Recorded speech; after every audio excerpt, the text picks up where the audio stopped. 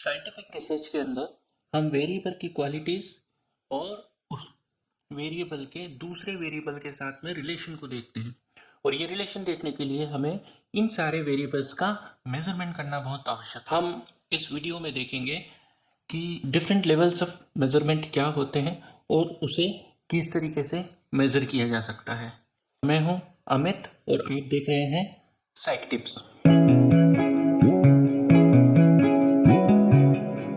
Physical world के अंदर हम जो भी वस्तु देखते हैं उसकी अलग अलग क्वालिटीज हो सकती है। उसका कलर हो सकता है, उसकी शेप हो सकता है, उसकी हाइट हो सकती है, उसकी विड्थ हो सकती है, उसका वेट हो सकता है और बहुत सारी उसकी क्वालिटीज हो सकती हैं।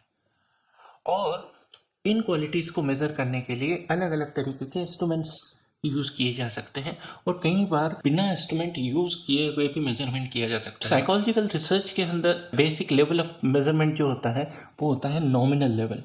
नॉमिनल लेवल के अंदर हम कंपेयर करते हैं दो अलग अलग ऑब्जेक्ट्स को, और यदि वो ऑब्जेक्ट सिमिलर होते हैं तो हम उसे एक ग्रुप में रखते हैं, और यदि वो डिसिमिलर होते हैं या डिफरेंट होते हैं तो हम उसे दूसरे ग्रुप्स में रख सकते हैं। एग्जाम्पल के लिए यदि हम देखें कि आप कौन सी कंपनी का मोबाइल यूज़ करते हैं, हो सकता है आप एप्पल का यूज़ करते हो, सैमसंग का यूज़ करते हैं या रेडमी का यूज़ कर सकते हैं।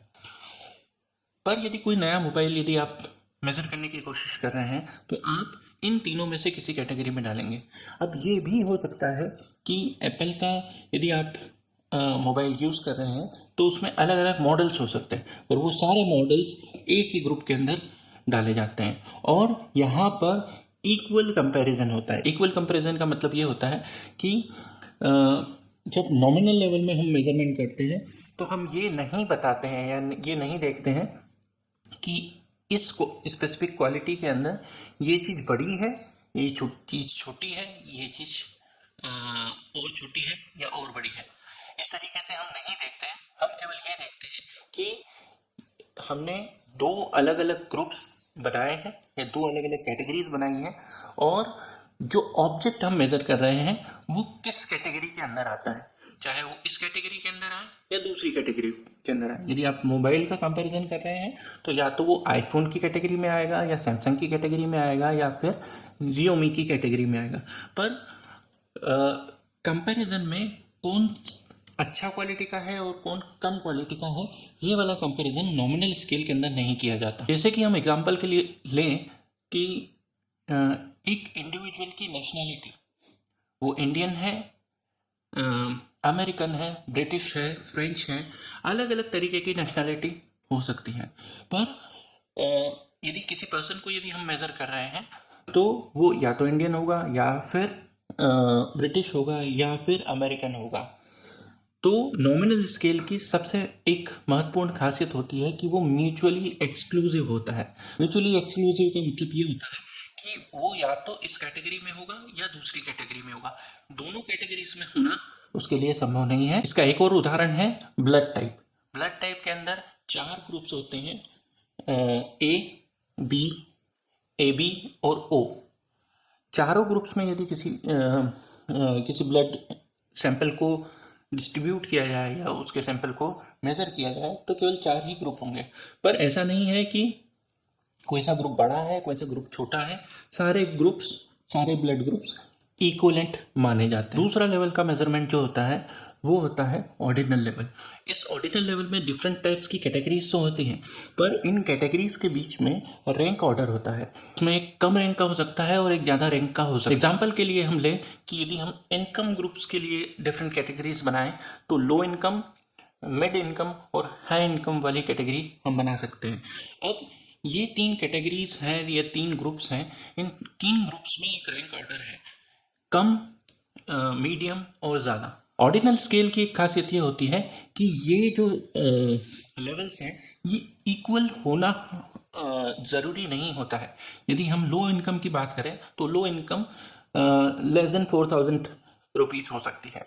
मिड इनकम 4,000 टू 10,000 या 50,000 या 60,000 तक हो सकती है। तो एक में 4,000 का डिफरेंस हमने रखा है और दूसरे के अंदर 20,000 या 25,000 या 50,000 का डिफरेंस रखा हुआ है।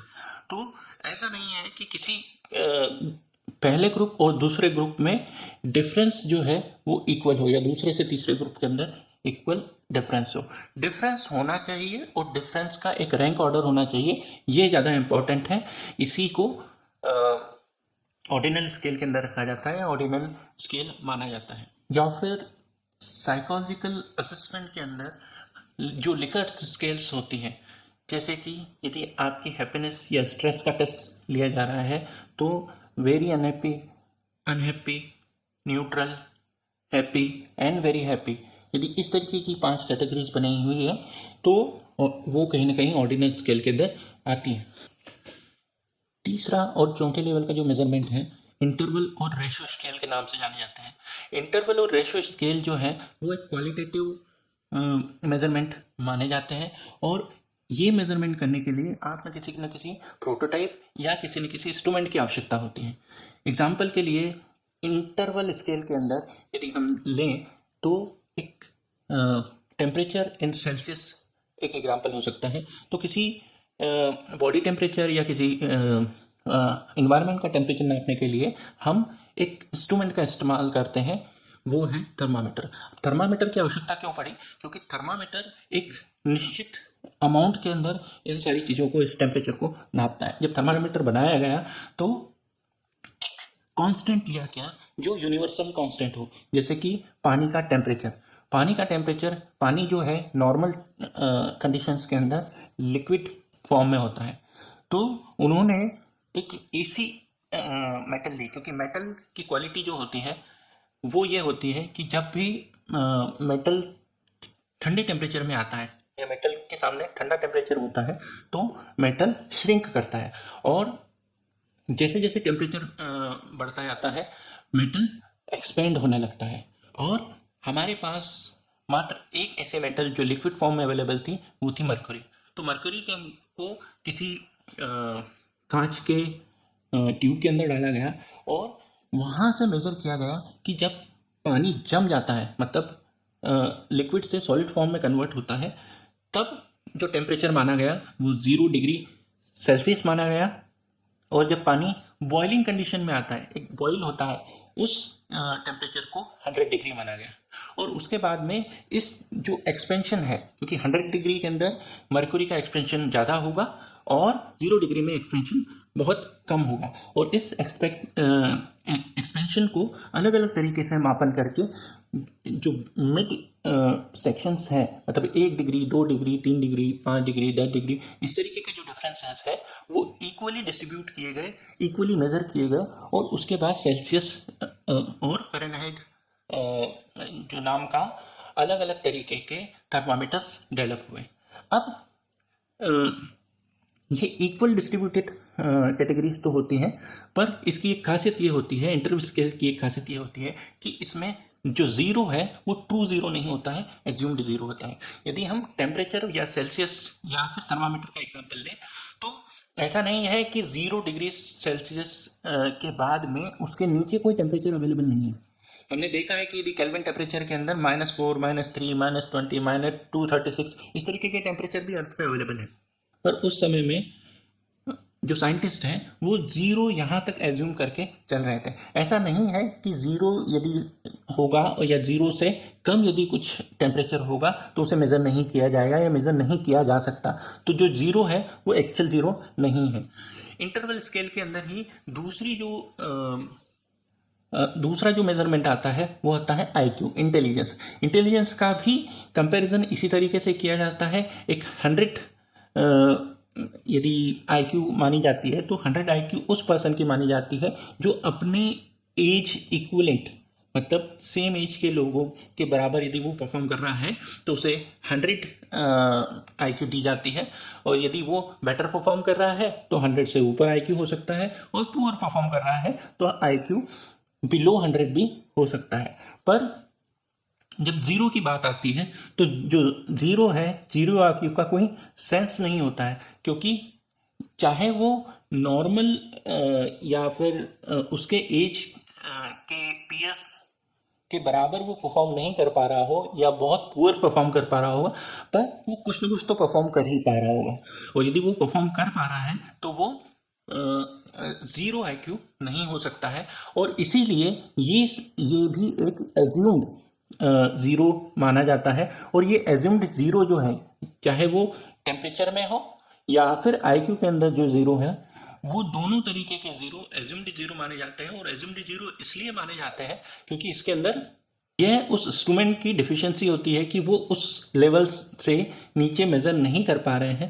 पर यदि बहुत ज़्यादा एक्यूरेटली मेज़र करने की कोशिश की जाए या मेज़र किया जाए तो या और कोई सा नया इंस्ट्रूमेंट बना जाए जो इस तरीके से मेज़र करे, तो ज़ीरो से नीचे भी लेवल मेज़र किए जा सकते हैं।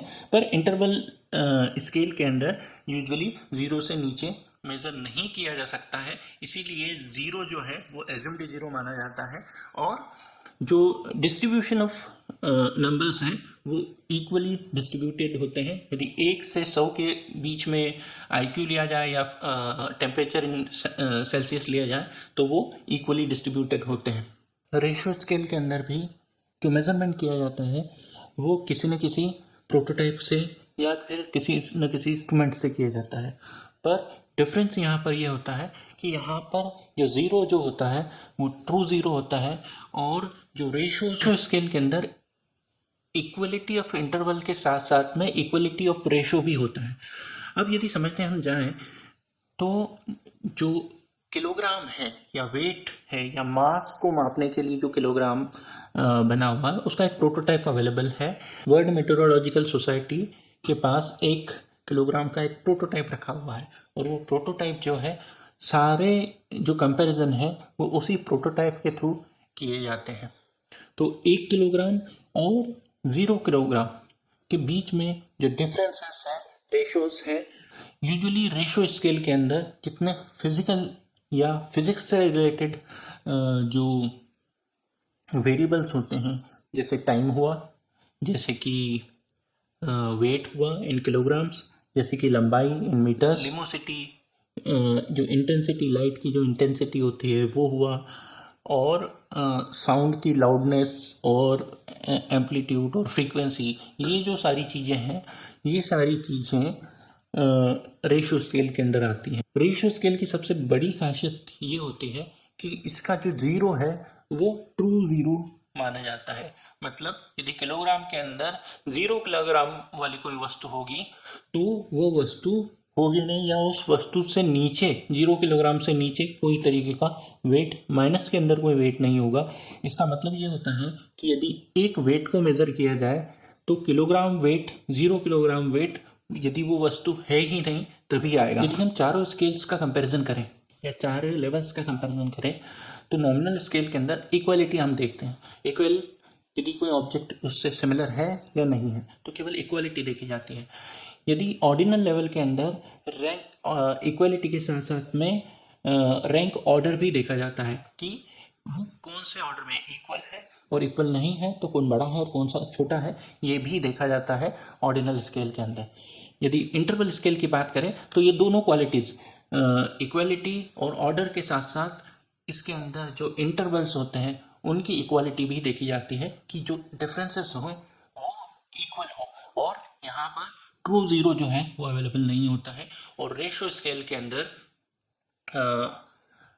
तीनों क्वालिटीज़, इक्वलिटी, रैंक ऑर्डर और इक्वलिटी ऑफ रेशियो जो है वो भी देखा जाता है, और यहाँ ट्रू सेंस के अंदर कंप्लीट मेजरमेंट किया जा सकता है। खास बात इसकी ये है कि आप किसी चीज़ को कितना डेप्थ में मेज़र करना चाहते हैं, आप उस हिसाब से अपने स्केल्स आइडेंटिफाई कर सकते हो, क्योंकि हायर स्केल से आप लोअर स्केल पे जा सकते हो। यदि आपके पास हायर स्केल अवेलेबल है, रेशियो स्केल में कोई ऑब्जेक्ट अवेलेबल है तो उसे आप लोअर लेवल ऑफ मेजरमेंट में भी मेज़र कर सकते हो। पर यदि आपके पास लोअर लेवल ऑफ मेजरमेंट में कोई सा ऑब्जेक्ट है तो उसे आप हाई लेवल में मेज़र नहीं कर पाते हो। एग्जाम्पल के लिए यदि हम लें कि टेम्परेचर को हम नॉमिनल स्केल में भी मेज़र कर सकते हैं। ऐसा नहीं है कि टेम्परेचर हमेशा और हमेशा जो है वो इंटरवल स्केल के अंदर ही आएगा, हम उसे नॉमिनल स्केल के अंदर भी मेज़र कर सकते हैं। यदि हम पानी का टेम्परेचर ले रहे हैं तो ठंडा और गर्म, या ठंडा और नहीं ठंडा, ठीक है, ठंडा है या नहीं है, बस इतना। तो यदि ये ठंडा है या नहीं है, ये इक्वलिटी क्या है कि ठंडाई हम उसके अंदर देख रहे हैं तो वो नॉमिनल स्केल के अंदर आएगा। यदि हमने 3 या 4 कैटेगरीज बनाई कि ठंडा, ठीक है, गुनगुना या ल्यूकवार्म, हॉट एंड बॉइलिंग, ये 4 कैटेगरीज आपने बना दी। अब आपको पता नहीं है कि इसमें डिफरेंसेस कितने हैं, ल्यूकवार्म कौन से टेम्परेचर पे होता है नहीं पता, पर वो जो एकदम ठंडा होता है उससे थोड़ा सा गर्म होता है, हॉट जो होता है वो ल्यूकवार्म से कितना डिफरेंट है, उसका इंटरवल इक्वल है या नहीं है, ये नहीं पता है। पर ये जो चारों जो कैटेगरीज हैं ये ऑर्डिनल स्केल के अंदर आ सकती है।